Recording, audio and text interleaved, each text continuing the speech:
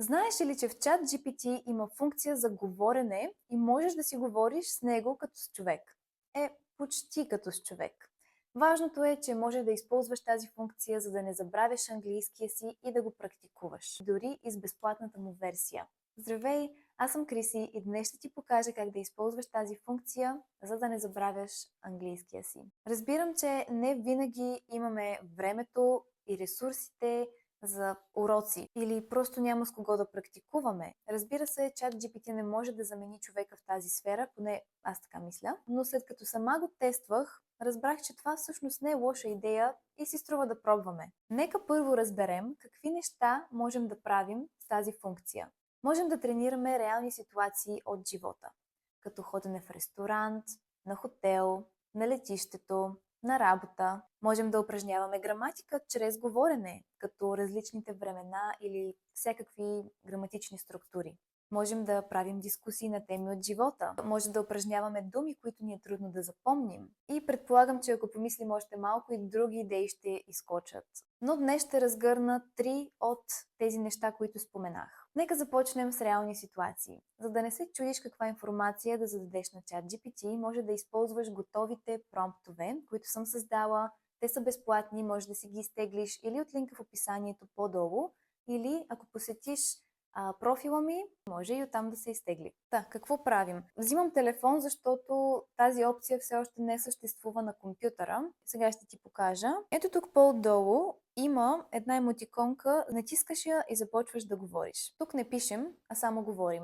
Сега, нека да използваме този промпт, който съм създала. Хайде сега натискам и започваме. Ти си моят speaking partner. Искам да тренирам разговор на английски чрез roleplay в реална ситуация. Ситуацията е... Изчакай малко. Ситуацията е... Ние сме в ресторант, аз съм гост, а ти си сервитьор. Задавай ми всички въпроси, които е нормално да бъдат зададени в такава ситуация. Говори естествено и не много бързо, само на английски да говорим.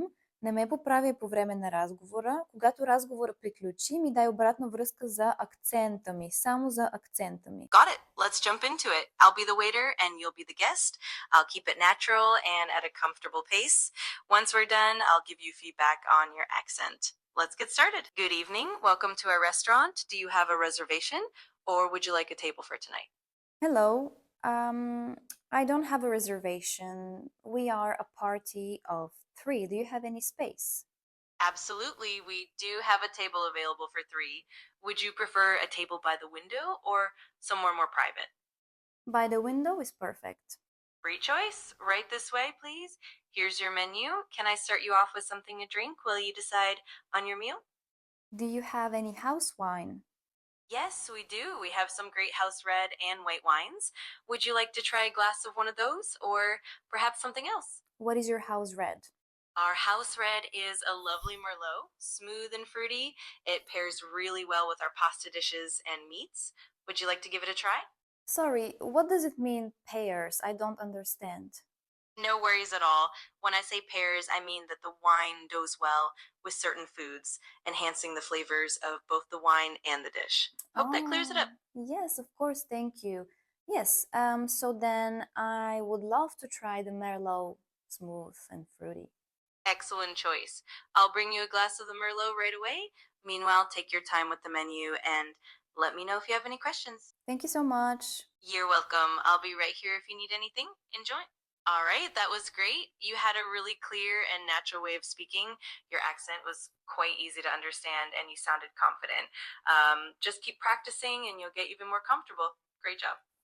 Thanks, Boo. Супер е! Дори го попитах, нали, какво означава to pair something. И гласът ми отговори, обясни ми какво означава. Много е готино всъщност. Да видим сега втория начин. За второто нещо ще отворя нов чат, просто за да може да се запазват различните теми. Може да си ги организираш дори тук отстрани. Виждаш аз какви неща съм търсила, рецепта за баница. Второто нещо, което можеш да тренираш е граматика. Не като упражнения на лист, ами чрез говорене. Така, хайде пак да му зададем. Ти си моят speaking partner. Искам да тренирам граматика чрез говорене. Задавай ми въпроси един по един, използвайки present perfect tense на английски. Фокусът ни е върху present perfect. След всеки мой отговор ми дай фидбак на български, Ако има грешка, ме поправи и ми обясни накратко защо. Бъди критичен и ми казвай, ако нещо не е както трябва. След това продължи със следващ въпрос. Absolutely. So, have you been anywhere interesting recently? I'd love to hear about it. Yes, I have traveled. I've been to Malaga. I went to Paris. I like go to different places in general. Много добре, използваш правилно present perfect с I have traveled, обаче когато кажеш I went to Paris, това е в минало време, така че е по-добре да използваш единствено present perfect, за да е консистентно. Например, I have been to Paris. И също така, вместо I like go, по-добре е да кажеш I like to go. Но като цяло, добре се справяш.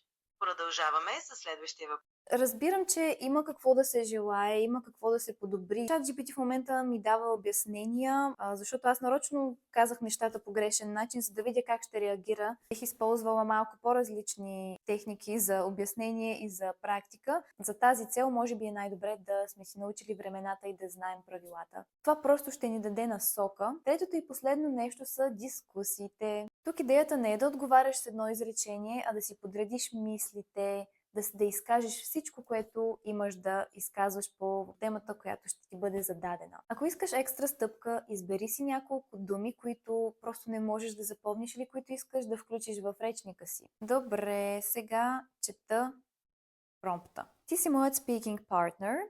Искам да направим кратка дискусия на английски. Темата е живот в чужбина. Дай ми въпроси, в които трябва да използвам следните думи. Challenge, improve, experience, opportunity.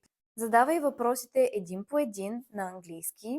Ако се затрудня, ми помагай с примери или с подсказки. Може да ми помагаш на български, за да разбирам всъщност какво казваш.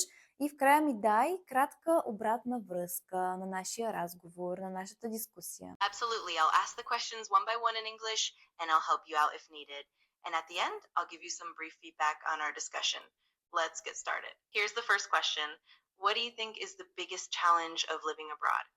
The biggest challenge of living abroad could be loneliness, because your family is far away, could be social life, not being able to make lasting friendships because everybody comes and goes. I believe a big challenge is supporting yourself and working. I have a lot to say actually on this topic. Yeah, let's just start with this.